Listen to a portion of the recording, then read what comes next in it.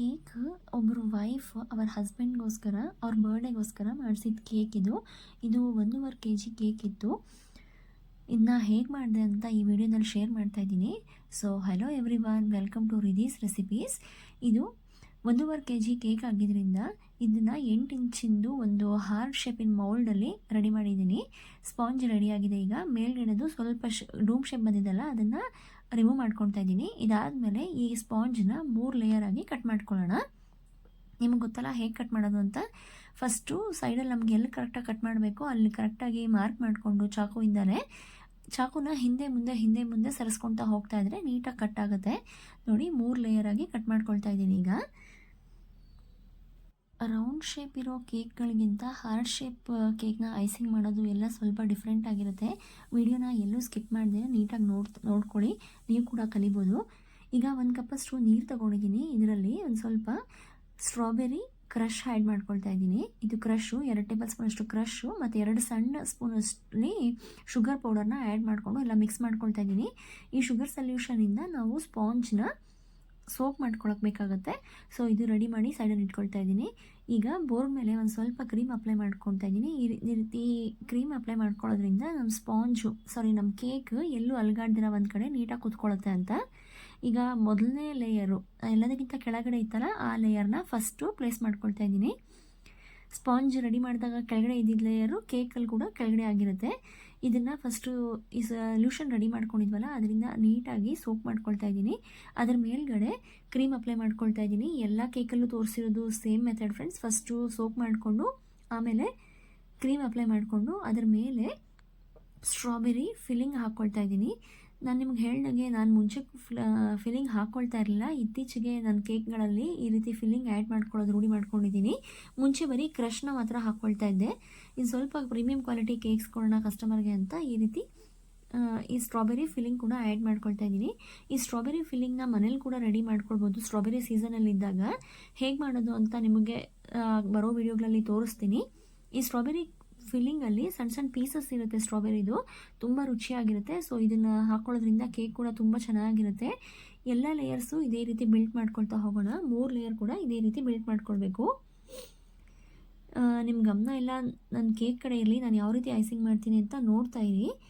First customer ಒಂದು phone ಮಾಡಿ ನನಗೆ ಹಾರ್ಟ್ ಶೇಪಲ್ಲಿ ಒಂದು ಕೇಕ್ ಬೇಕು, ಮನೇಲಿ ಇದೆಯಾ ಅಂತ ಕೇಳಿದ್ರು.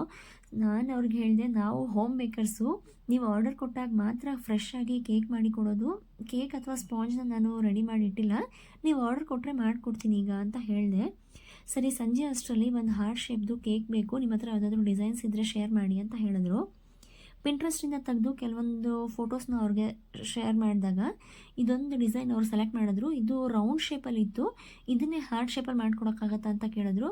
ಸೊ ನಾನು ಓಕೆ ಮಾಡಿಕೊಡ್ತೀನಿ ಅಂತ ಹೇಳಿ ಈ ಕೇಕ್ನ ಫೈನಲ್ ಮಾಡ್ಕೊಂಡ್ವಿ. ಅಂದರೆ ಅವ್ರಿಗೆ ಇದೇ ಕೇಕ್ ಬೇಕಾಗಿತ್ತು, ರೌಂಡ್ ಶೇಪಲ್ಲಿ ಇದನ್ನ ಹಾರ್ಟ್ ಶೇಪಿಗೆ ಮಾಡಿಕೊಡಿ ಅಂತ ಕೇಳಿದ್ರು. ಡಿಸೈನು ಫೈನಲ್ ಆಗಿದ ತಕ್ಷಣ ಬೇಗನೆ ಸ್ಪಾಂಜ್ ರೆಡಿ ಮಾಡೋಕೆ ಇಟ್ಬಿಟ್ಟಿದ್ದೆ ಓವನಲ್ಲಿ. ಯಾಕೆ ಅಂದರೆ ಕೇಕ್ ಕ್ರಮ್ ಕೋಟಿಂಗ್ ಮಾಡಿ ಫ್ರಿಡ್ಜಲ್ಲಿ ಇಟ್ಬಿಟ್ರೆ ಅರ್ಧ ಕೆಲಸ ಮುಗ್ದ ಹಾಗೆ. ಉಳಿದಿದ್ದ ಕೆಲಸ ಬೇಕಾದರೆ ನಾವು ಕೇಕ್ ಡೆಲಿವರಿಗೆ ಅರ್ಧ ಗಂಟೆ ಅಥವಾ 1 ಗಂಟೆ ಇರುವಾಗ ಕೂಡ ಮಾಡಿ ಕೊಟ್ಬಿಡ್ಬೋದು. ಫ್ರಿಡ್ಜಲ್ಲಿ ಕೇಕು ಎಷ್ಟು ಜಾಸ್ತಿ ಹೊತ್ತು ಚೆನ್ನಾಗಿ ಸೆಟ್ ಆಗುತ್ತೋ ಅಷ್ಟು ರುಚಿಯಾಗಿರುತ್ತೆ. ಎಷ್ಟು ಜಾಸ್ತಿ ಹೊತ್ತು ಫ್ರಿಡ್ಜಲ್ಲಿ ಇರುತ್ತೋ ಕೇಕು ಅಷ್ಟು ರುಚಿಯಾಗಿರುತ್ತೆ. ಅದಕ್ಕೆ ನಾನು ಕಸ್ಟಮರ್ಸ್ಗೆ ಅಟ್ಲೀಸ್ಟ್ 1 ದಿನ ಮುಂಚಿತವಾಗಿ ಕೇಕ್ ಆರ್ಡರ್ ಕೊಡಿ ಅಂತ ಹೇಳ್ತಾನೆ ಇರ್ತೀನಿ. ಅನ್ಫಾರ್ಚುನೇಟ್ಲಿ ಅದು ಯಾಕೋ ಏನೋ ಗೊತ್ತಿಲ್ಲ, ಸೆಲೆಬ್ರೇಷನ್ ದಿನಾನೇ ಎಲ್ರಿಗೂ ನೆನಪಾಗೋದು. ಇಟ್ಸ್ ಆಲ್ ರೈಟ್, ಯಾವಾಗಾದರೂ ಕೊಡಲಿ ಕೇಕ್ ಆರ್ಡರು, ನಾನಂತೂ ಬಿಡಲ್ಲ, ಇಲ್ಲ ಅಂತ ಹೇಳೋದೇ ಇಲ್ಲ. ಅರ್ಧ ರಾತ್ರಿ 12 ಗಂಟೆಲಿ ಕೂಡ ಕೇಕ್ ತೊಗೊಂಡು ಹೋಗಿರೋರು ಇದ್ದಾರೆ. ಅದೇನೋ ಒಂಥರ ಪ್ಯಾಷನ್ ಆಗಿಬಿಟ್ಟಿದೆ ಕೇಕ್ ಮಾಡೋದು. ಇವತ್ತು ನಿದ್ದೆ ಮಾಡಬೇಡ, ಕೇಕ್ ಮಾಡೋದಿದೆ ಅಂತ ಹೇಳಿದ್ರೆ ನಿದ್ದೆನೂ ಬೇಡ, ಊಟನೂ ಬೇಡ, ಕೇಕ್ ಮಾಡ್ತೀನಿ, ಅಷ್ಟು ಇಷ್ಟ ಆಗಿಬಿಟ್ಟಿದೆ ಕೇಕ್ ಮಾಡೋದು ನನಗೆ. ಈಗ ಈ ಮೇಲ್ಗಡೆ ಲೇಯರ್ ಸ್ವಲ್ಪ ಸ್ಪಾಂಜು ರಿಮೂವ್ ಮಾಡಿಟ್ಕೊಂಡಿದ್ವಲ್ಲ, ಅದಕ್ಕೆ ರೆಡ್ ಕಲರ್ ಸ್ವಲ್ಪ ಆ್ಯಡ್ ಮಾಡಿಕೊಂಡು ಈ ರೀತಿ ಒಂದು ಡೋರ್ ಥರ ರೆಡಿ ಮಾಡಿ ಇಟ್ಕೊಂಡಿದ್ದೀನಿ. ಅವರು ಫಾಂಡೆಂಟ್ ಎಲ್ಲ ಏನೋ ಯೂಸ್ ಮಾಡಬೇಡಿ ಅಂತ ಹೇಳಿದ್ರಲ್ಲ, ಅದಕ್ಕೋಸ್ಕರ ಈ ರೀತಿ ಸ್ಪಾಂಜ್ ಇತ್ತಲ್ಲ, ಆ ಸ್ಪಾಂಜದು ಮೇಲ್ಗಡೆ ಲೇಯರ್ ಇತ್ತಲ್ಲ, ಅದಕ್ಕೇ ಸ್ವಲ್ಪ ರೆಡ್ ಕಲರ್ ಆ್ಯಡ್ ಮಾಡಿಕೊಂಡು ಈ ರೀತಿ ಮಾಡ್ಕೊತಾ ಇದ್ದೀನಿ. ಇದು ಪ್ಲಂಜರು, ಹಾರ್ಟ್ ಶೇಪ್ ಪ್ಲಂಜರ್ಸ್ ಸಿಗುತ್ತೆ ನೋಡಿ, ಈ ರೀತಿ ಕಟ್ ಆಗುತ್ತೆ. ಸುಮ್ಮನೆ ಅದ್ರ ಮೇಲ್ಗಡೆ ಇಟ್ಟು ಪ್ರೆಸ್ ಮಾಡಿದ್ರೆ ಸಾಕು, ಹಾರ್ಟ್ ಶೇಪ್ ಸಿಗುತ್ತೆ ನಮಗೆ. ಪ್ಲಂಜರ್ಸಿಂದ ಈ ರೀತಿ ಹಾರ್ಟ್ ಶೇಪ್ ಮಾಡ್ಕೊಳ್ಳೋದು ತುಂಬ ಈಸಿ. ನೀವೇನಾದರೂ ಮನೇಲಿ ಕೇಕ್ಸ್ ಮಾಡೋದಾದರೆ ಈ ರೀತಿ ಪ್ಲಂಜರ್ಸ್ ತರಿಸಿಟ್ಕೊಳ್ಳಿ, ಎಲ್ಲ ಸೈಜ್ದು ಸಿಗುತ್ತೆ. ಇದು ತುಂಬ ಚೆನ್ನಾಗಿರುತ್ತೆ. ಈ ಸಣ್ಣ ಸಣ್ಣ ಹಾರ್ಟ್ನ ಒಂದು 25-30 ಕಟ್ ಮಾಡಿ ಇಟ್ಕೊಂಡಿದ್ದೆ ಪ್ಲಂಜರಿಂದನೇ. ಈಗ ಇನ್ನೊಂದು ಅದೇ ರೀತಿ ರೋಲ್ ಮಾಡಿಕೊಂಡು ಈಗ ಲೆಟರ್ಸ್ ಕಟ್ ಮಾಡ್ಕೊಳ್ತಾ ಇದ್ದೀನಿ. ಹ್ಯಾಪಿ ಬರ್ಡೇ ರಾಹುಲ್ ಜಿ ಅಂತ ಬರೆಯೋಕ್ಕೆ ಹೇಳಿದರು, ಅದನ್ನು ಕೂಡ ಈ ಪ್ಲಂಜರ್ಸಲ್ಲೇ ಕಟ್ ಮಾಡ್ಕೊಳ್ತಾ ಇದ್ದೀನಿ. ಇದು ಸ್ಮಾಲ್ ಲೆಟರ್ ಆಲ್ಫಾಬೆಟ್ ಪ್ಲಂಜರ್ಸು. ಇದರಲ್ಲಿ ಬಿಗ್ ಲೆಟರ್ಸ್ದು ಕೂಡ ಸಿಗುತ್ತೆ. ನಾನು ಕೇಕ್ ಮಾಡೋಕ್ಕೆ ಶುರು ಮಾಡಿದಾಗ ನನಗೆ ಗೊತ್ತಾಗಿಲ್ಲ, ಯಾವುದೋ ಒಂದು ಲೆಟರ್ಸ್ ಪ್ಲಂಜರ್ಸ್ ಅಂತ ಹೇಳಿ ಆರ್ಡರ್ ಮಾಡಿಬಿಟ್ಟಿದ್ದೆ, ಅದು ಸ್ಮಾಲ್ ಲೆಟರ್ಸ್ ಬಂದುಬಿಟ್ಟಿದೆ. ನೀವೇನಾದರೂ ತರಿಸ್ಕೊಳ್ಳೋದಾದರೆ ಬಿಗ್ ಲೆಟರ್ಸೇ ತರಿಸ್ಕೊಳ್ಳಿ, ತುಂಬ ಯೂಸ್ ಆಗುತ್ತೆ. ಸ್ಮಾಲ್ ಲೆಟರ್ಸ್ ತರಿಸ್ಕೊಂಡಾಗ ನಾನು ಫಸ್ಟು ಸ್ಟಾರ್ಟಿಂಗ್ ಲೆಟರ್ ಮಾಡಬೇಕಾದ್ರೆ ಸ್ವಲ್ಪ ನನಗೆ ಫಜೀತಿ ಆಗುತ್ತೆ. ಯಾವುದೇದೋ ಆ್ಯಡ್ ಮಾಡಿ ಏನೇನೋ ಮಾಡಿ ನಾನು ಫಸ್ಟ್ ಬಿಗ್ ಲೆಟರ್ ಮಾಡ್ಕೊಳ್ತೀನಿ, ಆಮೇಲೆ ಮಿಕ್ಕಿ ಸ್ಮಾಲ್ ಲೆಟರ್ ಮಾಡ್ಕೊಳ್ತೀನಿ. ಈಗ ಎಲ್ಲ ಲೆಟರ್ಸ್ನು ಈ ಪ್ಲಂಜರ್ಸಿಂದನೇ ಕಟ್ ಮಾಡ್ಕೊಳ್ತಾ ಇದ್ದೀನಿ. ಹೇಳಿದ್ನಲ್ಲ ನಿಮಗೆ ಹ್ಯಾಪಿ ಬರ್ಡೇ ರಾಹುಲ್ ಜಿ ಅಂತ ಅದರಲ್ಲಿರೋ ಎಲ್ಲ ಲೆಟರ್ಸ್ನ ಈ ರೀತಿ ಪ್ಲಂಜರ್ಸಲ್ಲಿ ತಗೊಳ್ತಾ ಇದ್ದೀನಿ. ನಾನು ಇದಕ್ಕೂ ಮುಂಚೆ ಕೆಲವೊಂದು ಕೇಕ್ ವೀಡಿಯೋಸ್ನ ನಿಮ್ಮ ಜೊತೆ ಶೇರ್ ಮಾಡಿದ್ದೀನಿ ಫ್ರೆಂಡ್ಸ್. ಈ ವಿಡಿಯೋಸ್ನ ನೋಡ್ತಾ ನೀವು ಕೂಡ ಕೇಕ್ ಮಾಡೋದು ಕಲಿಬೋದು. ನೀವು ಕೂಡ ಮನೆಯಿಂದನೇ ಬಿಸ್ನೆಸ್ ಸ್ಟಾರ್ಟ್ ಮಾಡ್ಬೋದು. ಸೊ ವೀಡಿಯೋಸ್ನ ಎಲ್ಲೂ ಸ್ಕಿಪ್ ಮಾಡಿದೆ ನೋಡಿ. ಯಾಕೆ ಹೇಳ್ತೀನಿ ಅಂದರೆ ನಾನು ಕೂಡ ಯೂಟ್ಯೂಬ್ ನೋಡಿನೇ ಕೇಕ್ ಮಾಡೋದು ಕಲ್ತಿದ್ದು. ನಾನು ಮಾಡ್ತಿದ್ದೀನಿ ಅಂದರೆ ನೀವು ಕೂಡ ಮನಸ್ಸು ಮಾಡಿದ್ರೆ ಟ್ರೈ ಮಾಡ್ಬೋದು ಅಲ್ವಾ. ಅಟ್ಲೀಸ್ಟ್ ನಿಮ್ಮ ಮಕ್ಳ ಬರ್ಡೇಗೆ, ಹಸ್ಬೆಂಡ್ ಬರ್ಡೇಗೆ ಅಥವಾ ನಿಮ್ಮ ಪೇರೆಂಟ್ಸ್ ಬರ್ಡೇಗೆ ಮಾಡಿದ್ರೆ ಕೇಕು ಮನೆಯಲ್ಲೇ ಎಷ್ಟು ಸಂತೋಷ ಆಗುತ್ತಲ್ವ ಎಲ್ಲರಿಗೂ. ಸೊ ನೀವು ಕೂಡ ಟ್ರೈ ಮಾಡ್ತೀರಾ ಅಂದ್ಕೊಳ್ತೀನಿ. ಇದಕ್ಕೆ ನೀವು ನನ್ನ ಹಳೆ ವೀಡಿಯೋಸ್ ಎಲ್ಲ ಒಂದ್ಸಲ ನೋಡ್ಕೊಂಡು ಬನ್ನಿ. ನಮ್ಮ ಚಾನಲ್ ನಿಮಗೆ ಇಷ್ಟ ಆದರೆ, ನಾನು ತೋರಿಸ್ತಿರೋ ವೀಡಿಯೋಗಳು ನಿಮ್ಗೆ ಇಷ್ಟ ಆದರೆ ಚಾನಲ್ನ ಸಬ್ಸ್ಕ್ರೈಬ್ ಮಾಡಿಕೊಂಡು ನಿಮ್ಮ ಫ್ರೆಂಡ್ಸ್ ಆ್ಯಂಡ್ ಫ್ಯಾಮಿಲಿ ಜೊತೆ ಈ ವೀಡಿಯೋಸ್ಗಳನ್ನ ಶೇರ್ ಮಾಡ್ಕೊಳ್ಳಿ. ನೀವು ಕೂಡ ಕೇಕ್ ಮಾಡೋದನ್ನ ಕಲಿಬೋದು. ಈಗ ಎಲ್ಲ ಲೆಟರ್ಸ್ ಕೂಡ ಈ ಪ್ಲಂಜರ್ಸಿಂದನೇ ಕಟ್ ಮಾಡ್ಕೊಂಡಿದ್ದೀನಿ, ಎಲ್ಲ ತೆಗ್ದಿಟ್ಕೊಂಡಿದ್ದೀನಿ ನೋಡಿ, ಕಾಣಿಸ್ತಾ ಇದೆಯಲ್ಲ. ಸ್ವಲ್ಪ ಹಾರ್ಟ್ಸ್ ಕೂಡ ರೆಡಿ ಮಾಡ್ಕೊಂಡಿದ್ದೀನಿ. ಈಗ ಒಂದು ಅರ್ಧ ಗಂಟೆ ಕ್ರಮ್ ಕೋಟಿಂಗ್ ಮಾಡಿ ಫ್ರಿಜ್ಜಲ್ಲಿ ಇಟ್ಟಿದ್ದಂಥ ಕೇಕ್ನ ಹೊರಗಡೆ ತೆಗೆದು ಈ ರೀತಿ ಫ್ರಂಟ್ ಪಾರ್ಟಲ್ಲಿ ಈ ರೀತಿ ವಿ ಶೇಪಲ್ಲಿ ಸ್ವಲ್ಪ ಕಟ್ ಮಾಡ್ಕೊಳ್ತಾ ಇದ್ದೀನಿ. ಯಾಕಂದರೆ ನಾವು ಹಾರ್ಟ್ ಶೇಪ್ ಮೌಲ್ಡಲ್ಲಿ ಹಾಕ್ಕೊಂಡ್ರೆ ಒಂಥರ ಅಲ್ಲಿ ಮುಂದ್ಗಡೆ ಯು ಥರ ಬಂದ್ಬಿಡುತ್ತೆ, ಕ್ಲೀನಾಗಿ ವಿ ಶೇಪಲ್ಲಿದ್ದರೆ ಚೆನ್ನಾಗಿ ಕಾಣಿಸುತ್ತೆ ಅಂತ ಈ ರೀತಿ ಸ್ವಲ್ಪ ವಿ ಕಟ್ ಮಾಡಿಕೊಂಡು ಅದನ್ನು ಮತ್ತೆ ಒಂದು ಸಲ ಕ್ರಮ್ ಕೋಟಿಂಗ್ ಮಾಡ್ಕೊಳ್ತಾ ಇದ್ದೀನಿ. ಒಂದು 5 ನಿಮಿಷ ಮತ್ತೆ ಫ್ರಿಜ್ಜಲ್ಲಿ ಇಟ್ಟಿದ್ದೆ ಕೇಕ್ನ. ಇದಾದಮೇಲೆ ಈಗ ಫೈನಲೈಸಿಂಗ್ ಮಾಡ್ಕೊಳ್ಳೋಣ. ಈ ಫೈನಲೈಸಿಂಗ್ ಮಾಡ್ಕೊಳ್ಳೋಕ್ಕೆ ವೈಟ್ ಕಲರ್ ವಿಪ್ಪಿಂಗ್ ಕ್ರೀಮ್ ಇತ್ತಲ್ಲ, ವೈಟ್ ಕಲರ್ ವಿಪ್ಪಿಂಗ್ ಕ್ರೀಮ್ಗೆ ಒಂದು ಸ್ವಲ್ಪ ಯೆಲ್ಲೋ ಕಲರ್, 1 ಅಥವಾ 2 drop yellow colour gel food colour add ಮಾಡ್ಕೊಂಡಿದ್ದೀನಿ. ಈ ಜೆಲ್ ಕಲರ್ ಆ್ಯಡ್ ಮಾಡಿಕೊಂಡು ಈ ರೀತಿ ಚೆನ್ನಾಗಿ ಮಿಕ್ಸ್ ಮಾಡಿಕೊಂಡು ಅದನ್ನು ಪೈಪಿಂಗ್ ಬ್ಯಾಗಲ್ಲಿ ಫಿಲ್ ಮಾಡಿಕೊಂಡು ಎಲ್ಲ ಕಡೆ ನೀಟಾಗಿ ಅಪ್ಲೈ ಮಾಡ್ಕೊಳ್ತಾ ಇದ್ದೀನಿ. ಈ ಹಾರ್ಟ್ ಶೇಪ್ನ ಐಸಿಂಗ್ ಮಾಡ್ಕೊಳ್ಬೇಕಾದ್ರೆ ಸ್ವಲ್ಪ ತೊಂದರೆ ಆಗುತ್ತೆ. ಈ ಕೊನೆಯಲ್ಲಿ ಬರ್ತೀವಲ್ಲ ಕಾರ್ನರಲ್ಲಿ, ಅಲ್ಲಿ ವಿ ಶೇಪ್ ಮಾಡ್ಕೊಳ್ಬೇಕಾಗತ್ತೆ.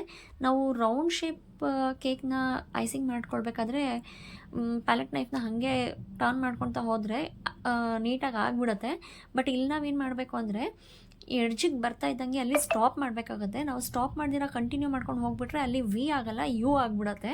ಸೊ ಸ್ವಲ್ಪ ನೋಡ್ಕೊಂಡು ಮಾಡ್ಕೊಳ್ಬೇಕಾಗುತ್ತೆ. ಪ್ಯಾಲೆಟ್ ನೈಫಿಂದ ನೀಟಾಗಿ ರೀತಿ ಫಸ್ಟು ಎಕ್ಸ್ಟ್ರಾ ಇರೋ ಕ್ರೀಮ್ ಎಲ್ಲ ಸ್ಕ್ರೇಪ್ ಔಟ್ ಮಾಡ್ಕೊಳ್ತಾ ಇದ್ದೀನಿ ನೋಡಿ. ಗೊತ್ತಾಗ್ತಾ ಇದೆಲ್ಲ ನಿಮಗೆ.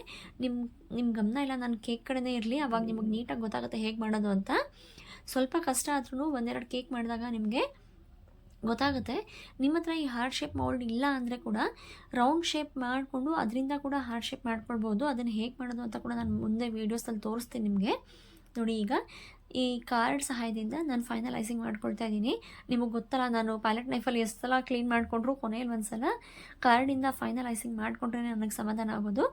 ಈ ಮುಂದ್ಗಡೆ ಇರೋ ವಿ ಶೇಪು ಮತ್ತು ಹಿಂದ್ಗಡೆ ಇರೋ ವಿ ಶೇಪು ನೀಟಾಗಿ ಬರಬೇಕು. ಆವಾಗಲೇ ಹಾರ್ಟ್ ಶೇಪಲ್ಲಿರೋ ಕೇಕ್ ನಮಗೆ ಚೆನ್ನಾಗಿ ಕಾಣಿಸೋದು. ಗೊತ್ತಾಗ್ತಾ ಇದೆಯಲ್ಲ. ಈಗ ಫೈನಲೈಸಿಂಗ್ ಮಾಡ್ಕೊಳ್ತಾ ಇದ್ದೀನಿ. ಆಲ್ಮೋಸ್ಟ್ ಒಂದು ಶೇಪ್ ಗೇನ್ ಆಗಿದೆ ಅಂತ ಅನಿಸ್ತಾ ಇದೆ. ತುಂಬ ಚೆನ್ನಾಗಿ ಕಾಣಿಸ್ತಾ ಇದೆ. ಅಂದರೆ ಯಾವಾಗೂ ಹಾರ್ಟ್ ಶೇಪ್ ಮಾಡಲ್ಲ ಕೇಕು, ತುಂಬ ಯಾವಾಗೂ ಮಾಡೋದೆಲ್ಲ ಆರ್ಡರ್ಸ್ ಇರೋದು ರೌಂಡ್ ಶೇಪ್ದೇ. ಯಾವತ್ತೋ ಒಂದೊಂದು ಹಾರ್ಟ್ ಶೇಪ್ ಮಾಡ್ತೀವಿ, ಭಯ ಇರುತ್ತೆ ಸ್ವಲ್ಪ, ಆದ್ರೂ ಕ್ಲೀನಾಗಿ ಬಂದಿದೆ ನೋಡಿ. ನಿಮಗೆ ಗೊತ್ತಾಗ್ತಾ ಇದೆಯಲ್ಲ, ನೀಟಾಗಿ ಹಾರ್ಟ್ ಕಾಣಿಸ್ತಾ ಇದೆ. ತುಂಬ ಚೆನ್ನಾಗಾಗಿದೆ ಐಸಿಂಗು. ನೀವು ಕೂಡ ಟ್ರೈ ಮಾಡ್ಬೋದು. ಈಗ ಇದೊಂದು ನಾಸಲ್ ತೊಗೊಂಡಿದ್ದೀನಿ. ಇದು ದೊಡ್ಡ ಸೈಜ್ದು ಮೋದಕ್ ನಾಸಲ್ ಅಂತ ಹೇಳಿದ್ರೆ ಸಿಗುತ್ತಿದ್ದು. ಈ ನಾಸಲಲ್ಲಿ ಸೇಮ್ ಅದೇ ಕ್ರೀಮ್ನ ಫಿಲ್ ಮಾಡಿಕೊಂಡು ಹಿಂದೆ ಮುಂದೆ ಮಾಡ್ಕೊಳ್ತಾ ಹೋಗಬೇಕು. ಮುಂದೆ ಒಂದು ಸಲ ಪುಷ್ ಮಾಡಿ ಅದನ್ನು ಹಿಂದೆ ಹೋಗಿ ಸ್ಟಾಪ್ ಮಾಡಬೇಕು. ಆಗ ಈ ರೀತಿ ಡಿಸೈನ್ ಬರುತ್ತೆ. ನಾವು ಈ ರೀತಿ ಡಿಸೈನ್ನ ಬಾರ್ಡರ್ಸಲ್ಲಿ ಮಾಡ್ಕೊಳ್ಳೋದ್ರಿಂದ ಕೇಕ್ ನಮಗೆ ಸ್ವಲ್ಪ ದೊಡ್ಡದಾಗಿ ಕಾಣಿಸುತ್ತೆ. ಮತ್ತು ಅವರು ಆರ್ಡರ್ ಕೊಟ್ಟಿದ್ದಂಥ ಡಿಸೈನ್ ಕೇಕಲ್ಲಿ ಕೂಡ ಇದೇ ರೀತಿ ಡಿಸೈನ್ ಇತ್ತು. ಸೊ ಇದೇ ರೀತಿ ಮಾಡ್ಕೊಳ್ತಾ ಇದ್ದೀನಿ. ಕೆಳಗಡೆ ಮಾಡ್ಕೊಂಡಿದ್ದೀನಿ ಬಾರ್ಡರು, ಅದೇ ನಾಸಲಿಂದ ಮೇಲ್ಗಡೆ ಕೂಡ ಮಾಡ್ಕೊಳ್ತಾ ಇದ್ದೀನಿ. ಸೇಮ್ ಅದೇ ನಾಸಲ್ ಅದೇ ಡಿಸೈನ್ನ ಮೇಲ್ಗಡೆ ಕೂಡ ಮಾಡ್ಕೊಳ್ತಾ ಇದ್ದೀನಿ. ಒಂದು ಸಲ ಮುಂದೆಯಿಂದ ಹಿಂದೆ ಬಂದು ಸ್ಟಾಪ್ ಮಾಡ್ಕೊಳ್ತಾ ಇದ್ದೀನಿ. ಮುಂದೆ ಹೋಗಿ ಹಿಂದೆ ಬಂದು ಸ್ಟಾಪ್ ಮಾಡ್ಕೊಳ್ಳೋದು. ಈ ರೀತಿ ಮಾಡ್ಕೊಳ್ಳೋದ್ರಿಂದ ಹಾರ್ಟ್ ಶೇಪ್ ನೀಟಾಗಿ ಹೈಲೈಟಾಗಿ ಕಾಣಿಸ್ತಾ ಇದೆ, ತುಂಬ ಚೆನ್ನಾಗಿ ಕಾಣಿಸ್ತಾ ಇದೆ. ಈಗ ಹ್ಯಾಪಿ ಬರ್ಡೇ ಅಂತ ಬರ್ಕೊಂಡಿದ್ವಲ್ಲ ಅದನ್ನೆಲ್ಲ ಪ್ಲೇಸ್ ಮಾಡ್ಕೊಳ್ತಾ ಇದ್ದೀನಿ. ಹಾಫ್ ವೈಟ್ ಕಲರ್ ಇದೆ, ಇದೊಂಥರ ಕ್ರೀಮ್ ಕಲರ್ ಅಂತಾರಲ್ಲ ಆ ಥರ ಕಲರಲ್ಲಿ ಕ್ರೀಮ್ ಕೇಕ್ ರೆಡಿಯಾಗಿದೆ. ಅದ್ರ ಮೇಲೆ ರೆಡ್ ಕಲರಲ್ಲಿ ಬರ್ಕೊಳ್ತಾ ಇದ್ದೀನಿ. ತುಂಬ ಚೆನ್ನಾಗಿ ಕಾಂಬಿನೇಷನ್, ತುಂಬ ಚೆನ್ನಾಗಿ ಕಾಣಿಸ್ತಾ ಇದೆ. ಹ್ಯಾಪಿ ಬರ್ಡೇ ರಾಹುಲ್ ಜಿ ಅಂತ ಬರ್ಕೊಂಡಿದ್ದೀನಿ. ಮತ್ತು ಈ ಹಾರ್ಟ್ ಕಟ್ ಮಾಡಿ ಇಟ್ಕೊಂಡಿದ್ವಲ್ಲ ಆ ಹಾರ್ಟ್ನ ಎಲ್ಲ ಕಡೆ ಪ್ಲೇಸ್ ಮಾಡ್ಕೊಳ್ತಾ ಇದ್ದೀನಿ. ನಿಮಗೆ ಈ ವಿಡಿಯೋ ಮತ್ತು ಕೇಕ್ ಇಷ್ಟ ಆಗಿದ್ದರೆ ನಮ್ಮ ಚಾನಲ್ನ ಸಬ್ಸ್ಕ್ರೈಬ್ ಮಾಡ್ಕೊಳ್ಳಿ, ವಿಡಿಯೋನ ಲೈಕ್ ಮಾಡಿ, ಮತ್ತು ನಿಮ್ಮ ಫ್ರೆಂಡ್ಸ್ ಆ್ಯಂಡ್ ಫ್ಯಾಮಿಲಿ ಜೊತೆ ಶೇರ್ ಮಾಡ್ಕೊಳ್ಳಿ. ನೀವು ಕೂಡ ಕೇಕ್ ಮಾಡೋದನ್ನು ಕಲಿಬೋದು. ಈ ಹಾರ್ಟ್ಗಳು ಕಟ್ ಮಾಡಿ ಇಟ್ಕೊಂಡಿದ್ದಲ್ಲ ಅದನ್ನು ಕೇಕಲ್ಲಿ ಎಲ್ಲ ಕಡೆ ಪ್ಲೇಸ್ ಮಾಡ್ಕೊಳ್ತಾ ಹೋಗ್ತಾ ಇದ್ದೀನಿ. ಎಲ್ಲೆಲ್ಲಿ ಚೆನ್ನಾಗಿ ಕಾಣಿಸುತ್ತೋ ಅಲ್ಲಲ್ಲಿ ನೋಡ್ತಾ ಸ್ವಲ್ಪ ಸ್ಪೇಸ್ ಗ್ಯಾಪ್ ಬಿಟ್ಕೊಳ್ತಾ ಎಲ್ಲ ಕಡೆ ಈ ರೀತಿ ಪ್ಲೇಸ್ ಮಾಡ್ಕೊಳ್ತಾ ಇದ್ದೀನಿ. ಓವರಾಲ್ ಕೇಕ್ ತುಂಬ ಚೆನ್ನಾಗಿ ಕಾಣಿಸ್ತಾ ಇತ್ತು. ಕ್ರೀಮ್ ಕಲರ್ಗೂ ರೆಡ್ ಕಲರ್ಗೂ ಕಾಂಬಿನೇಷನ್ ಮಾತ್ರ ತುಂಬ ಚೆನ್ನಾಗಿ ಕಾಣ್ತಾ ಇತ್ತು. ಈ ರೆಡ್ ಕಲರು ಫಾಂಡೆಂಟಲ್ಲಿ ಕೂಡ ಮಾಡ್ಕೊಳ್ಬೋದು. ಅವ್ರು ಫಾಂಡೆಂಟ್ ಬೇಡ ಅಂತ ಹೇಳಿದ್ದಕ್ಕೆ ನಾನು ಸ್ಪಾಂಜಲ್ಲೇ ಮಾಡ್ಕೊಂಡಿದ್ದೀನಿ. ಗೊತ್ತಾಯ್ತಲ್ಲ ನಿಮಗೆ ಹೇಗೆ ಮಾಡಿದ್ದು ಅಂತ. ಈಗ ಎಲ್ಲ ಕಡೆ ಈ ಹಾರ್ಟ್ಸ್ಗಳನ್ನ ಪ್ಲೇಸ್ ಮಾಡ್ಕೊಳ್ತಾ ಇದ್ದೀನಿ. ನೋಡೋಕ್ಕೆ ಎಷ್ಟು ಮುದ್ದಾಗಿ ಕಾಣಿಸ್ತಾ ಇದೆಯಲ್ಲ, ತುಂಬ ಚೆನ್ನಾಗಿ ರೆಡಿಯಾಗಿತ್ತು. ಈಗ ರಿಬ್ಬನ್ ಸಿಗುತ್ತೆ ರೆಡ್ ಕಲರ್ದು ಈ ರೀತಿ. ಆ ರೆಡ್ ಕಲರ್ ರಿಬ್ಬನಲ್ಲಿ ಈ ರೀತಿ ರೆಡ್ ಕಲರ್ ಬೋ ರೆಡಿ ಮಾಡ್ಕೊಂಡಿದ್ದೆ, ಅದನ್ನು ಪ್ಲೇಸ್ ಮಾಡ್ಕೊಳ್ತಾ ಇದ್ದೀನಿ. 5 ರೆಡ್ ಕಲರ್ ರಿಬ್ಬನಲ್ಲಿ ಬೋಸ್ ಮಾಡ್ಕೊಂಡಿದ್ದೆ. ಇದು ಮಾಡುವಾಗ ವೀಡಿಯೋ ಮಿಸ್ ಆಗಿಬಿಟ್ಟಿದೆ ಫ್ರೆಂಡ್ಸ್, ವೀಡಿಯೋ ಮಾಡ್ಕೊಳಕ್ಕಾಗಿಲ್ಲ. ನೆಕ್ಸ್ಟ್ ಯಾವುದಾದ್ರೂ ಕೇಕ್ ಆರ್ಡರಲ್ಲಿ ಈ ರೀತಿ ಬೋಸ್ ಮಾಡೋಕ್ಕೆ ಬಂದರೆ ನಾನು ನಿಮಗೆ ಮಾಡಿ ತೋರಿಸ್ತೀನಿ ಹೇಗೆ ಮಾಡೋದು ಅಂತ. ಇದ್ರ ಮೇಲೆ ಒಂದು ಸ್ವಲ್ಪ ಗೋಲ್ಡನ್ ಕಲರ್ ಸ್ಪ್ರಿಂಕಲ್ಸ್ ಹಾಕ್ಕೊಂಡಿದ್ದೆ. ಕೇಕ್ ಓವರಾಲ್ ಲುಕ್ ತುಂಬ ಚೆನ್ನಾಗಿ ಕಾಣಿಸ್ತಾ ಇತ್ತು. ನಿಮ್ಗೆ ಹೇಗೆ ಅನಿಸ್ತು ಅಂತ ಕಾಮೆಂಟ್ ಮಾಡಿ ತಿಳಿಸೋದನ್ನ ಮರಿಬೇಡಿ.